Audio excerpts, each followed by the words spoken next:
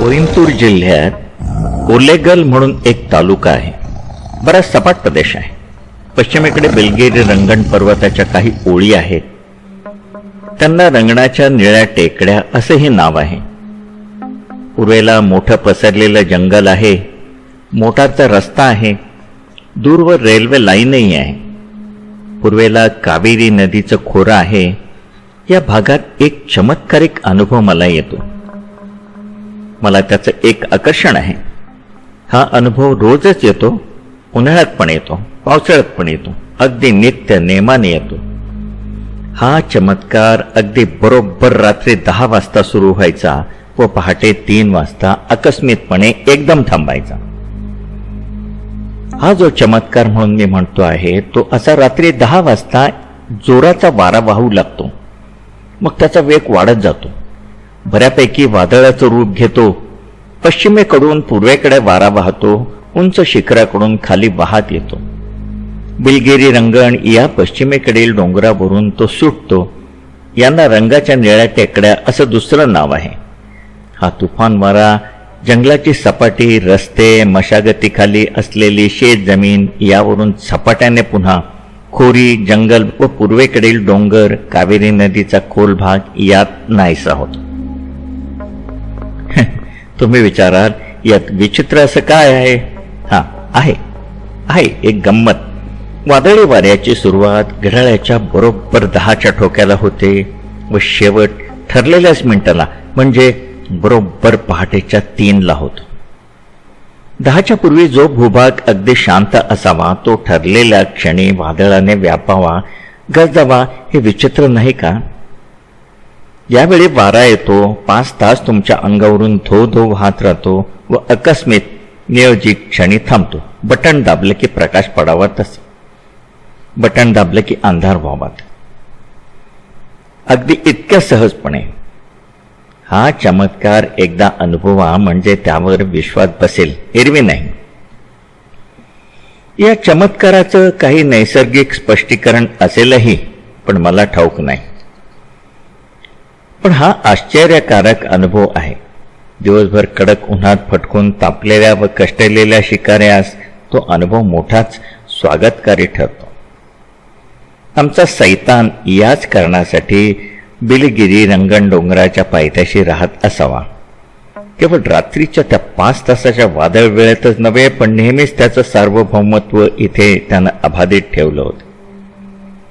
तुमच्या आता लक्षात आलं असेल, हा एक क्रूर वाघ होता व त्याचं राज्य कोइंबतूर जिल्ह्यातील उत्तरेला कोल्लेगल गाव, दक्षिणेला दिंबम, पश्चिमेला रंगाच्या निळ्या टेकड्या व पूर्वेला कावेरीचं उंच सखल खोरं. अशा जवळजवळ 55 चौरस मैलाच्या प्रदेशात होतं.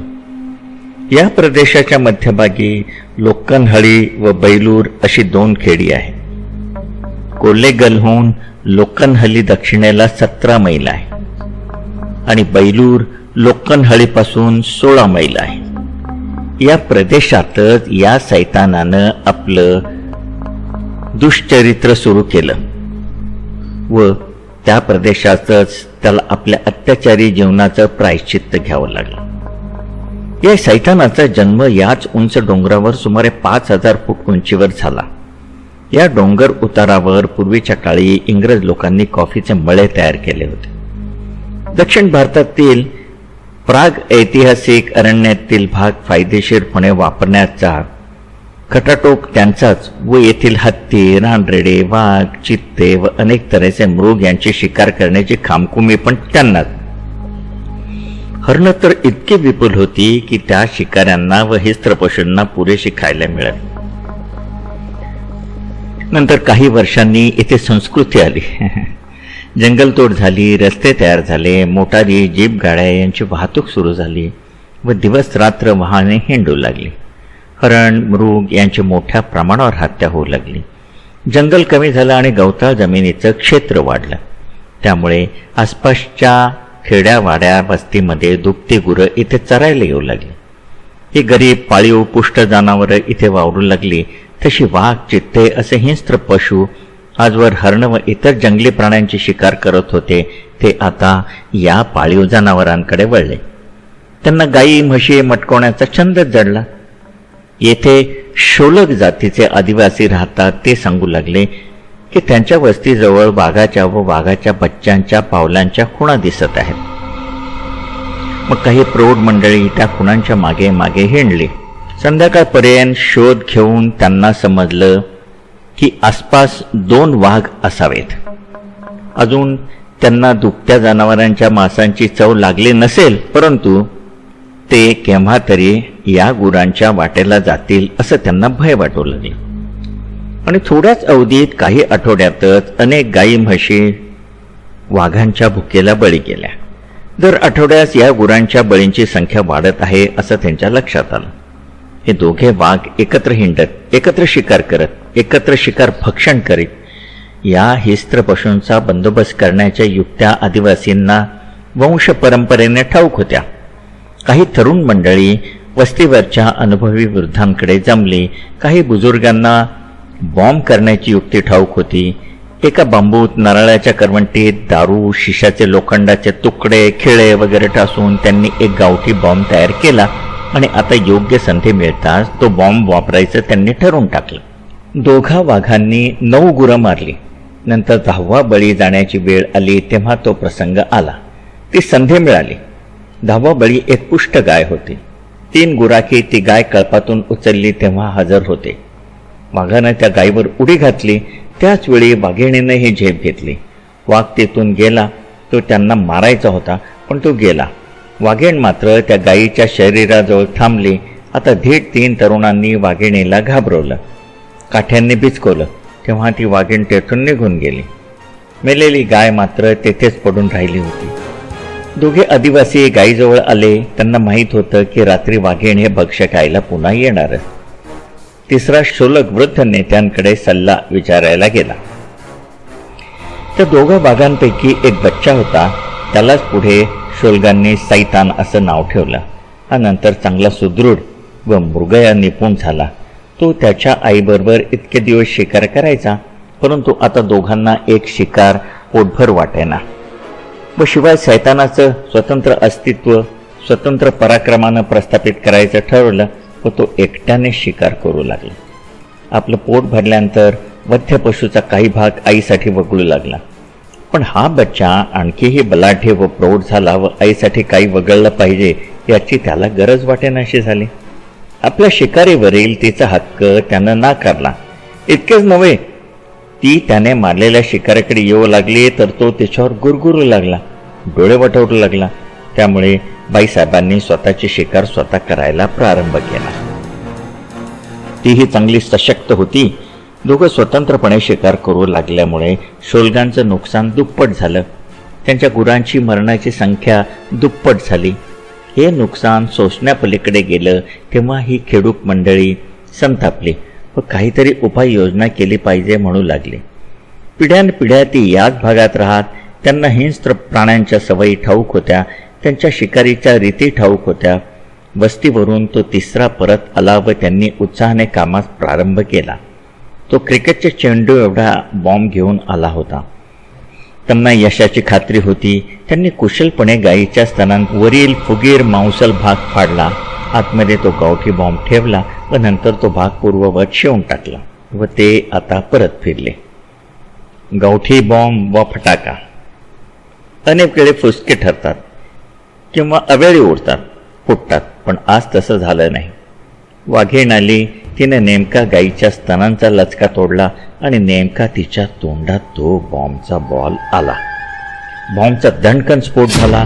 वाघिणीचा जबडा फुटला, नाकपुड्या तुटल्या, दात उडाले, वरचा जबडा तडकला, पण वाघीण मेली नाही. तिला गरजता आलं नाही. तिच्या घशातून घरघर आवाज येत होता. 3 दिवस ती गवतात लोळत राहिली. वेदनांनी तडफडत होती. रक्त वाहत राहिलं. उठणं ओरडणं अशक्य झालं. आवाज गेला. शक्ती संपली. 4थ्या दिवशी ती एका झुडपा आड मरून गेली. ते मेल्याचं 2 दिवसांनी कळलं. गिधाडं एका ठिकाणी जाताना दिसली. त्यावरून त्या शोलगांनी अंदाज केला. ते तिथे गेलं. तिथे वाघिणीचं प्रेत थोडं सडलेलं, काही घुगऱ्यांनी खाल्लेलं आढळलं, पण त्यांना हेही समजलं की वाघीण मेलेली होती, परंतु वाघ मात्र अद्याप जिवंत होता व धोका कायम राहिला होता. सैतानानं आईची जी दशा केली, तिला मृत्यू कसा आलं हे पाहिलं असावं. 3 दिवस ती मृत्यूशय्येवर शरण होऊन लोळत होती, हेही त्याला ठाऊक होतं. म्हणून या प्रसंगानंतर सैतान अधिक सावध झाला. सैतान आता एकदा मारलेल्या बळीचं जेवण घेण्यासाठी रात्री येईनासा झाला. बळी घेतला की लगेचच जेवढं खाता येईल तेवढं खाऊन तो जाऊ लागला व लपून छपून राहू लागला. पण संपूर्ण बळी खाता न आल्यामुळे, त्याकडे पुन्हा फिरक न सोडल्यामुळे तो सदैव भुकेला राहू लागला. त्यामुळे तो वारंवार नवीन भक्ष्य किंवा नवीन बळी घेण्याच्या शोलगांची जनावरं वेळी अवेळी उचलू लागला. त्यांच्या गुराची हत्या वाढत चालली. या सैतानाची गावठी बंदुकीने शिकार करण्याचे पुष्कळ बेत झाले. काही थोडे अंमलात आले. या कपटी चपळ सैतानावर काहीच परिणाम झाला नाही. तो उलट अधिक सावध होत चालला. हा सैतान एकदा मारून चावून अर्धवट टाकलेल्या बळीकडे पुन्हा फिरकेनासा झाला. शिकाऱ्यांनी जंगलात त्याला गळ म्हणून काही बळी जनावर बांधली, तरी तो त्यांच्याकडे बधेना. त्यांची शिकार करायला हकाऱ्यांनी त्याला घेरलं तर मोठा आरडाओरडा करून त्यांना घाबरून सोडवायचा व त्यांची कोंडी फोडून निसटून जायचा. त्या शोलगांनी त्याला बदमाश वाघ, थ्रिथ्रुपुल्ली असे नवीन नाव दिलं. परंतु अद्यापपर्यंत तो गुरं मारतच राहिला. अजून तो नरभक्षक बनला नव्हता. उंच डोंगरावर कॉफीच्या मळ्यात काम करणारे अनेक शोलक मजूर होते. त्यांना या बदमाश वाघाबद्दल फार फिकीर नव्हती व मळ्यावरील अधिकाऱ्यांनाही त्यांच्याकडे लक्ष द्यावे अशी गरज वाटली नाही. मग आला पावसाळा. नैऋत्य वाऱ्याचा मान्सून आला. वादळी ढग जमले. प्रचंड गडगडाट झाला. पाऊस कोसळू लागला. थंडी वाढली. शोलक आपल्या घरात बसून राहिले. गुरं बाहेर पडत नव्हती. सैतान बेचैन झाला. भुकेनं क्षुब्ध झाला. पावसात भिजला, थंडीत कुडकुडला. आपलं घर सोडायचं ठरवून उंचावरच्या खडक गुहेतून तो खाली आला. तो लोकनहळी आणि बैलूर या गावाच्या मध्ये वादळ वाऱ्याच्या खोऱ्यात उतरला. पश्चिमेच्या उंच पर्वतामुळे या बाजूचा पाऊस थोडा कमी होता. धुकं व थंडी फार नव्हती. या भागातील आदिवासी घरात स्वतःला व गुरांना कोंडून बसले नव्हते. त्यांना या बदमाशाचं आगमनही ठाऊक नव्हतं. इथे त्या सैतानानं आपला चोरून गुरं मारण्याचा धंदा सुरू केला. या भागात गुरं देखील पुष्कळ होती. हा बदमाश सैतान अंगापिंडानं सुधारला. तो त्याच मूळ गावचा व घरही विसरला. तो इथेच रमला. पण फाजील आत्मविश्वास व आळस, लठ्ठपणा हे दुर्गुण माणसाचा जसा घात करतात तसा पशूंचाही घात करतात. हा बदमाश वाघ थोडा आळशी झाला. त्याला गुरांची शिकार सहज करता येते असं वाटून तो शिकार करण्यात थोडा बेसावध, निष्काळजी होऊ लागला. एकदा मारून ठेवलेली शिकार पुन्हा खाण्यासाठी येणं हे त्यानं पूर्वी सोडलं होतं. पण अन्नाची नासाडी का करा, पुन्हा कुठे नव्या शिकारीचे धावाधाव करा असा विचार करून तो मृत बळीकडे पुन्हा वळू लागला. शोलगांना या बदमाशाच्या हालचाली हळूहळू माहीत झाल्या.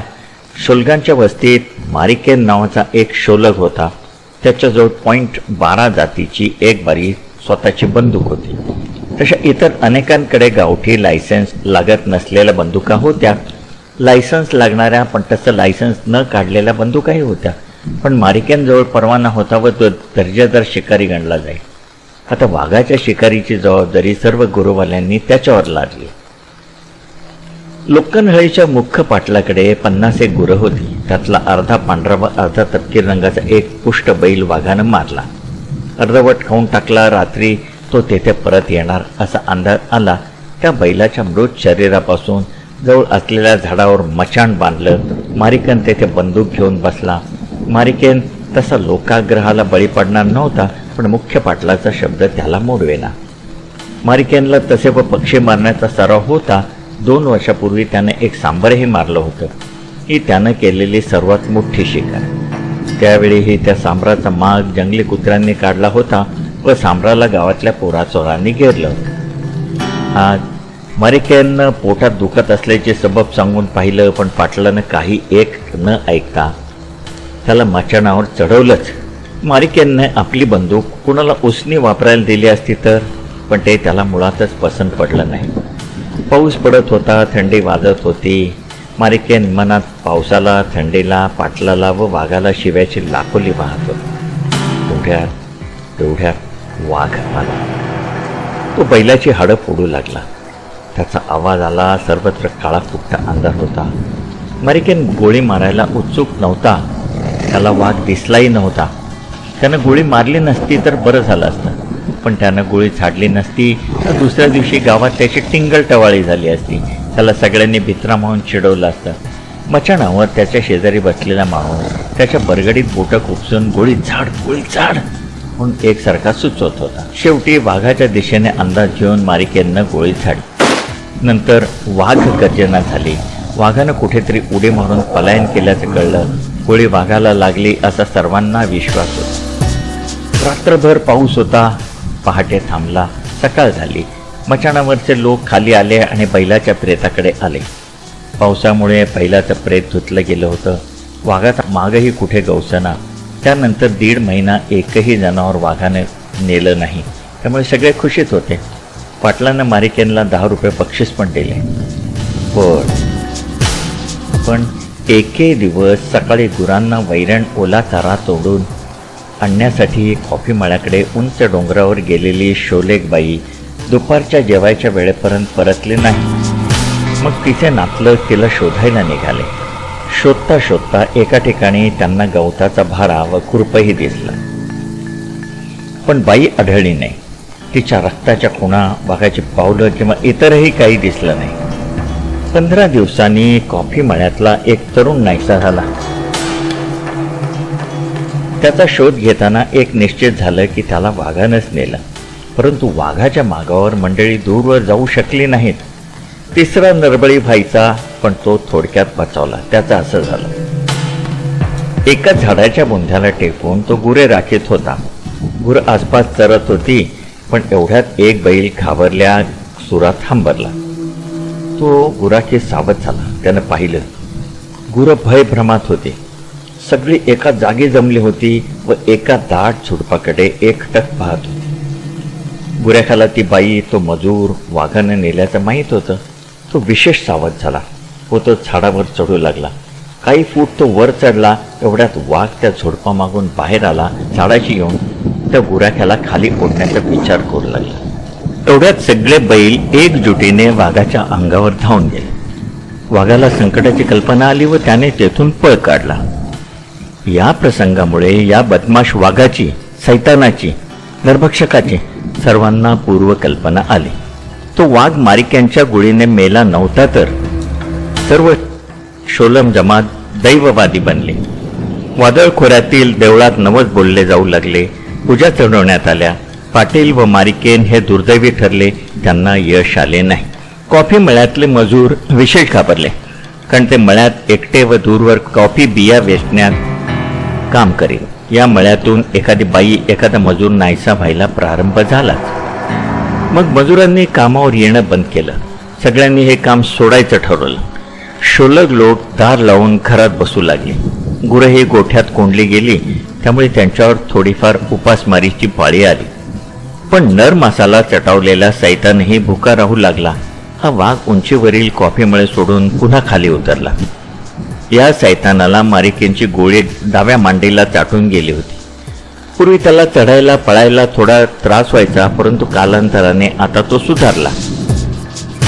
वादळ खोऱ्यात त्यानं पुन्हा धुमाकूळ घातला. त्या नरभक्षकाची बातमी सर्वदूर पसरली. मीही ती वृत्तपत्रात वाचली. त्यावेळी मी मलेरियाने आजारी होतो. डॉक्टरांनी मला 10 दिवस पूर्ण विश्रांती घेण्यास बजावलं होतं. पण ते असंही म्हणाले होते की हवा पालट केली तर लवकर बरे वाटेल.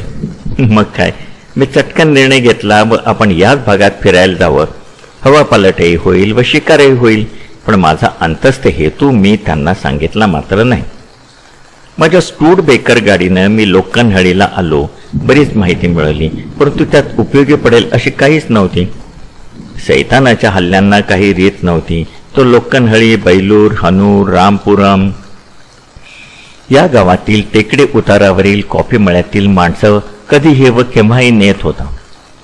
मी मारिकेन, पाटील व इतर काही मंडळींना भेटलो, परंतु त्या नरभक्षक वाघाच्या सवयी व त्याच्या शिकारीच्या पद्धतीबद्दल कोणी काही सांगू शकलं नाही.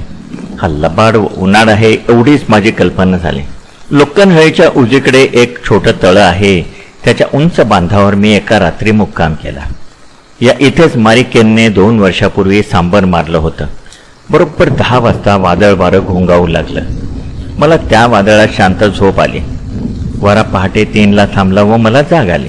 सर्वत्र शांत होतं, थंडी नव्हती. वारा थांबल्यामुळे मला जाग आली की दुसऱ्या कशानं. लोकनहळीच्या पश्चिम टेकडीवरील उतारावरून अनेक नाले ओहळ वाहत होते. त्या बाजूला वाघाचा मंद गुरखवण्याचा आवाज ऐकू आला. त्यानंतर झोपणं मला शक्य झालं नाही. मी ते वाघाचं आव्हान तात्काळ स्वीकारलं व याला कसा गाठावा याचा विचार करू लागलो. या प्रदेशाची मला चांगली माहिती होती. तरुणपणी मी येथे अस्वलांची शिकारही केली आहे. हा प्रदेश त्याच्या शिकारीसाठी त्या काळी योग्य व प्रसिद्ध होता. पण आता सगळं चित्र बदललं होतं. उजाडताच मी पाटलांना गाठलं व वाघाची माहिती दिली. त्यांना 3 पशुबळी विकत आणण्यास सांगितलं. पाटलांना फारशी आशा वाटत नव्हती. नरभक्षक पशुकडे वळेल असे त्यांना वाटत नव्हतं. तरी पण ते एखाद्या गोऱ्हा किंवा रेडको आणायला तयार झाले. माझं मात्र मत वेगळं होतं. नरभक्षकाची भूक केवळ नर मांसावर भागत नाही, त्याला भरपूर मांसांना लागतात. हा माझा हिशोब.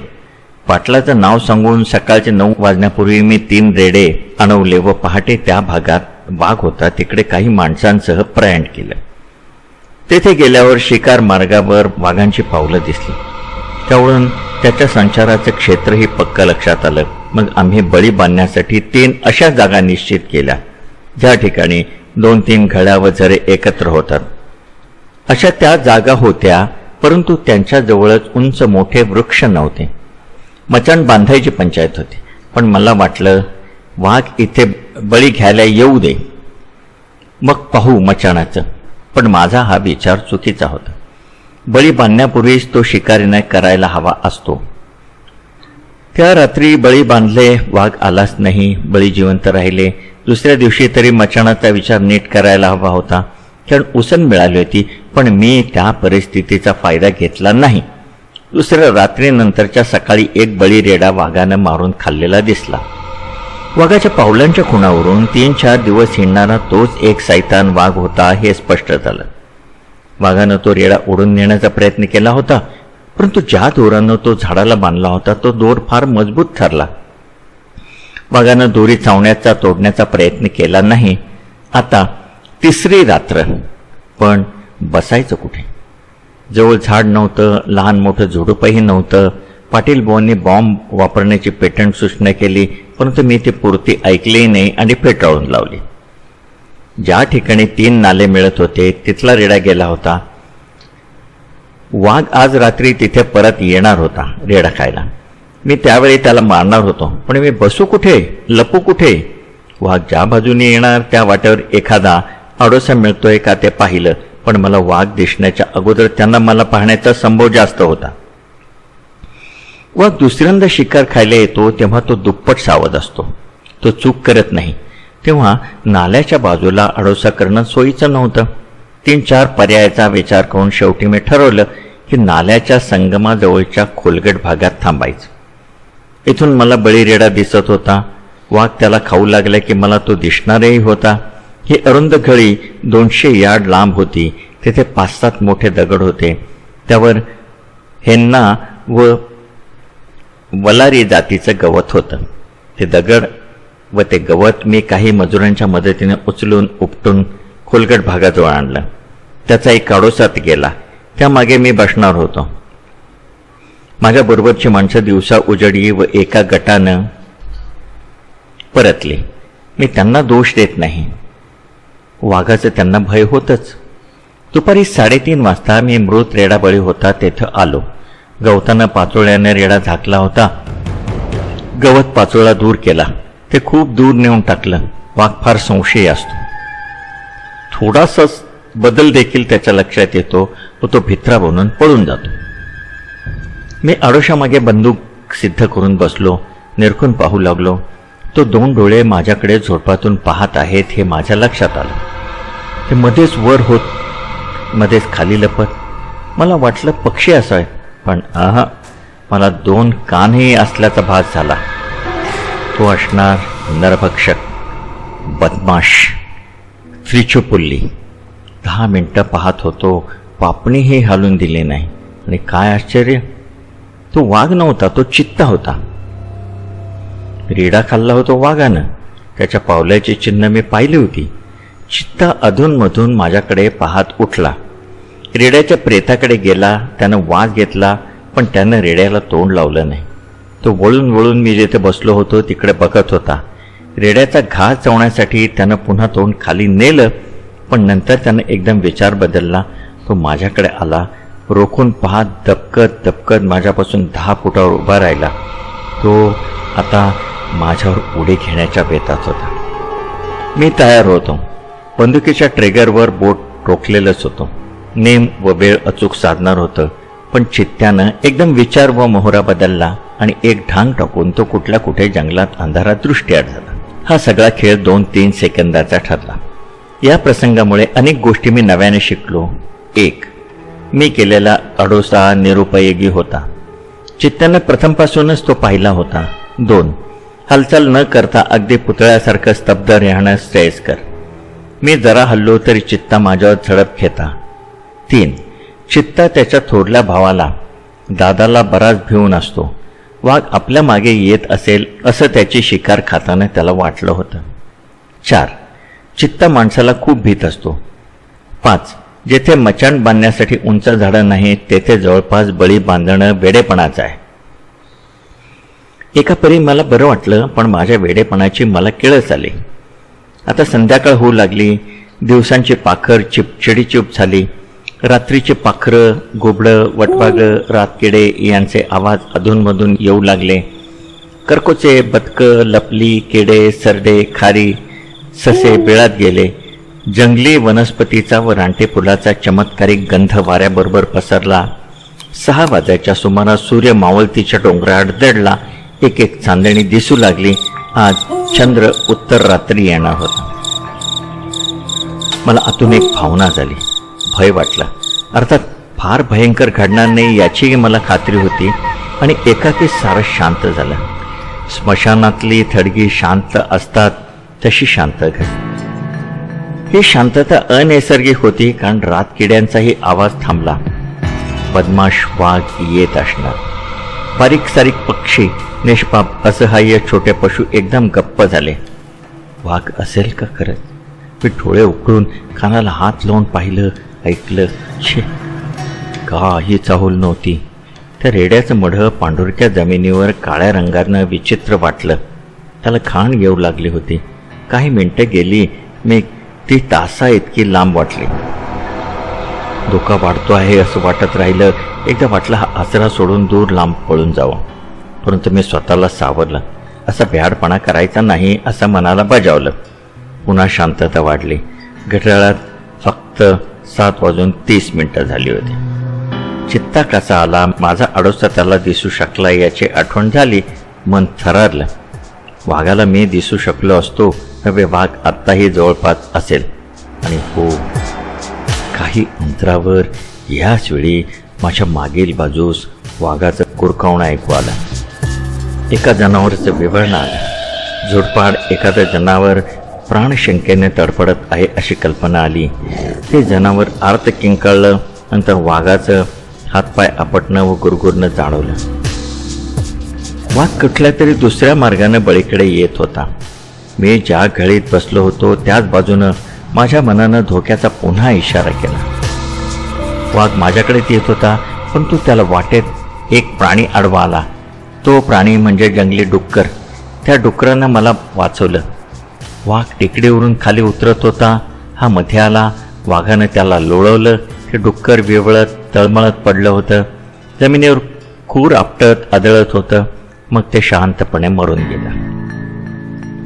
वाघोबा त्याचा मांस तोडू लागला, हाडं फोडू लागला. माझ्यापासून केवळ 100-150 फुटावर हे जेवण चाललं होतं. मी माझी जागा सोडू शकत नव्हतो. जरासा हल्लो असतो की वाघाला माझं अस्तित्व कळलं असतं. क्षणात ते त्यानं नष्टही केलं असतं. चंद्रप्रकाश असता तर मला इथून वाघ दिसू शकला असता, पण मी उभा राहून मान वळून सर्वत्र पाहिलं असतं तर वाघाच्या खाण्याची मचमच येत होती तोपर्यंत मला धोका नव्हता. पण नंतर वाघ याच मार्गाने रेड्याकडे जायला निघाला तर पहिल्या भोजनानंतरची सुपारी म्हणून त्यानं मला तोंडात टाकलं असतं. भगोबाचं जेवण 2 तास चाललं. सावकाश थांबत थांबत जेवत होता. 10 वाजले आणि घोंघावणारे वादळ वारे सुरू झाले. मला हा चमत्कार, हा अनुभव अत्यंत प्रिय होता. वारे माझ्या अंगावरून जाऊ लागले. वारांमुळे मला आता वाघांची हालचाल ऐकू येणं शक्य कोटीतलं उरलं नव्हतं. त्यात पुनश्च परिस्थिती अधिक वाईट होती, कारण वारा माझ्याकडून वाघाकडे वाहत होता. वाघाला माझा वास कळला असता, माझी हालचाल नक्की कळली असती. हे सारं दुर्दैवच उभं राहिलं. वारा वाहत राहिला दरीत, जंगलातील झाडाझाडात फिरत घोंगावत राहिला. घड्याळाचे काटे फिरत होते. वाघ केव्हाही येऊन मला मारेल ही शक्यता होती. थंडी वाटली. माझे दातही थरथर वाजू लागले. मी दर मिनिटाला घड्याळ व माझ्या मरणाची घटका पाहत होतो. शेवटी 11 वाजले. आता मी अधिक सावध झालो. आणखी थोडा वेळ गेला. जवळच्या झाडी झाडोऱ्यातून एखादा मोठा पशु, वाघ होता का, जात असावा असं वाटलं. मी बंदूक सरसावली. तो प्राणी डाव्या बाजूने पुढे येत होता व उजव्या बाजूला डोक्कर खात बसलेला वाघ तिकडून इकडे आला काय. आता झाडोऱ्यामागची हालचाल खूप वाढली. मला एक काळी आकृती पुढे सरकताना दिसली. चटकन मला समजलं, अरे बापरे, हा तर हत्ती. तो माझ्या जवळ आला. अगदी जवळून तसाच पुढे गेला. वारा त्याच्याकडून माझ्याकडे येत होता म्हणून त्याला माझा वास गेला नाही आणि म्हणून मी बचावलं. परंतु त्या वाऱ्यावरून हत्तीचा वास वाघाकडे गेला.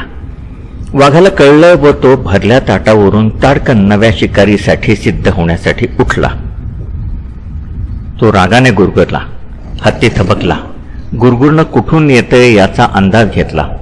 सोंड जमिनीवर आपटली, चित्कारला आणि तो जरा सुरक्षित जागा शोधू लागला. मला आता सर्व दिसत होतं. चांदण्यांचं चांदणं पुरेसं स्पष्ट होतं. हत्तीने आपले पुढचे पाय जोरात आपटले. धूळ उडाली. एकदाच कान फडफडले व नंतर मानेला चिकटून बसले. शेपूट अंगाला बिलगली. वाघ व हत्ती एकमेकांना बहुधा टाळतात, पण आता कुणीच माघार घेण्याच्या मनस्थितीत नसावं. माझी अवस्था फार विचित्र व भयपूर्ण होती. या दोघांच्यात इथे जर द्वंद्व जुंपलं तर मी मधोमध होतो. माझा नक्की चेंदामेंदा झाला असता. हत्तीने तोडवला असता व वाघाने माझे लचके तोडले असते. पण मी नैराश्याचे विचार क्षणात दूर करून काय घडतं आहे ते पाहू लागलो. वाघ उजवीकडून पुढे नाल्यात उतरला. आणखीन थोडं पुढे त्याने मारलेला रेडा बळी होताच, पण डुकराच्या भोजनात त्याला या रेड्याची आठवण उरली नाही व आता हत्तीला तोंड द्यायला तो त्वेषाने निघाला होता. वाघ उजवीकडून आता माझ्या डावीकडे हत्तीशी झुंजायला आला. मला दोघेही स्पष्ट दिसत होते. हत्ती पण वाघाकडे येत होता. वाघापासून तो केवळ 50-60 फुटावर आलेला दिसला. वाघ जमिनीवर पसरून बसला. त्यानं उडी मारण्याचा पवित्रा घेतला. त्याची शेपूट हवेत वर खाली होत होती. हत्तीही वाघावर कुठून कशी चढाई करता येईल या विचारात होता. दोघे एकमेकांकडे पाहत होते. प्रथम कुणी वार करायचा, केव्हा करायचा याचे मनसुबे त्यांचे चालले होते. दोघेही युद्धखोर, महावीर जिंकू किंवा मरू या प्रतिज्ञेने समोरासमोर ठाकले होते. आणि हे महायुद्ध पाहणारा मी संजय, माझं काय होणार होतं शेवटी. पण मी तसा बघ्या नव्हतो. बंदुकीचा दस्ता खांद्याला चिकटून डाव्या हातात बॅटरी घेऊन उजव्या हाताचं बोट ट्रिगरवर दाबून तयार होतो. मी करंट साधला. वेळ टिपली. बॅटरीच्या प्रकाशाचा प्रखर झोत वाघाच्या डोळ्यावर फेकला. तो बिचारा वाघ क्षणभर दचकला, बावरला व त्याच क्षणी मी त्याला गोळी घातली. वाघाला ती लागली. त्याच क्षणी वाघ तेथे कोसळला, उताना झाला. मग मी पुन्हा 2 गोळ्या मारल्या, कारण मला धोका पत्करायचा नव्हता. त्याला तिथे काय मोक्ष द्यायचा होता. वाघाने क्षणभर धडपड केली व तो मेल्यासारखा पडला. मी डावीकडे मान वळवली व हत्ती पाहू लागलो, परंतु गजराज पार कुठेतरी पळून नाहीसे झाले होते. मग मी वाघाजवळ गेलो. त्याची शेवटची हालचाल, शेपटीची वळवळही थांबली होती. तो साफ मेला. पण माझ्या मनावरचा ताण त्यानंतर 2 तास राहिला. 2 तास डोकं दुखत राहिलं, परंतु वारा वाहत होता. त्याच्या लईनं कपाळ थंड झालं. पुन्हा ताजातवाना झालो. उत्साह परत मिळाला. आकाशातून चांदण्या चमचम करीत चांदण्या फेकत होत्या. मला तेथेच शांत झोप लागली. मला जाग आली तेव्हाही सर्वत्र शांतता होती. काळ्या ढगांच्या पडद्यात तारा लोपल्या होत्या. काय झालं? अशी शांतता का? कळेना. वारे थांबलेलं. घड्याळ पाहिलं. 3:10 झालेले. वादळवारे तसे आले, वादळवारे असे गेले. अचानक, आकस्मित. मग थोडा पाऊस पडू लागला. मी उठलो आणि गावाकडे चालू लागलो. हातातली बॅटरी प्रकाश टाकीत वाट दाखवत होती. नाले, ओढे, झुडपं, कुरणं, झाडी ओलांडून चाललो. मी अगदी पूर्ण भिजलो होतो. लोक्कनहळीला पोचलो. मी खूप आनंदी व समाधानी होतो. काही तासापूर्वी मी एक मोठा विजय मिळवला होता. सैतान मेला होता. दैवाने मला साथ दिली होती. आता डॉक्टरांनी दिलेल्या सल्ल्यानुसार मी विश्रांती घेणार होतो. मी झोपलो व सकाळी 9 वाजता जागा झालो. आता उन्हं पडली होती. मी जागा झाल्यावर पहिला विचार आला तो हा की आपण मारलेला वाघ खराच नरभक्षक बदमाश सैतान होता ना, का दुसरंच कुणी व सैतान अजून जिंदाच आहे? क्षुल्लक लोकांनी गर्दी केली. आम्ही त्या सैतानाला आणून त्याच्या गावातील तिठ्यावर ठेवला. त्यांनी सांगितलं की हाच तो बदमाश वाघ. पण त्यांच्याजवळ व माझ्याजवळ हाच तो बदमाश सैतान हे सिद्ध करणारा पुरावा नव्हता. दुसऱ्या दिवशी मी बंगलोरला परत आलो. त्यानंतर 6 महिने अहवाल बातम्या मिळवत होतो. त्या भागात त्यानंतर एकही नरबळी झाला नाही. म्हणजे मी त्याला मारला होता. एक थरारक अनुभव देऊन तो सैतानी वाघ संपला होता.